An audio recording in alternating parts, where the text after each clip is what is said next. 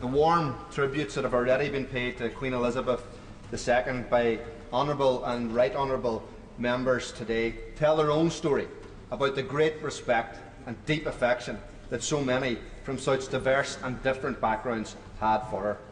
It is an affection and a respect that transcends mere political difference and speaks to her position as a leader and an example of public service.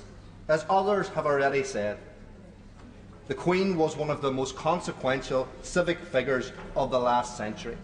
As political leaders came and went, as public opinion ebbed and flowed, she remained a constant, an unyielding and limitless source of strength and comfort for her people in times of national pride and sorrow. The scale of her reign, lasting more than 70 years, spanned the embers of conflict following the Second World War to the peace process between our islands and our peoples. During that time, she forged a legacy that will outlast all of us here.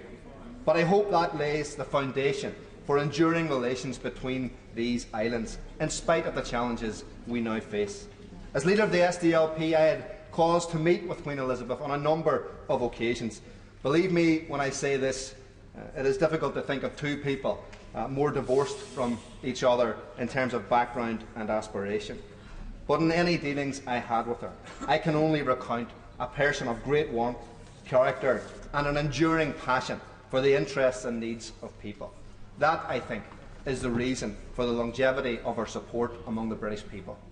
But as a leader of Irish nationalism, I want to place on record my deep appreciation and respect for the Queen's role in forging new bonds of friendship between our islands and between our people. It is also easy to forget now, but she was also a victim of the conflict that the people of these islands were subjected to for 40 long years. I know that the murder of her cousin Lord Mountbatten in Mullaghmore in August 1979 had a profound effect on her and on her extended family. She experienced the sharp pain of loss, but in common with the people of Ireland, she took risks for peace and played an enormous role in reconciling the traditions that share our islands. At no time was this more visible than during her 2011 visit to Ireland.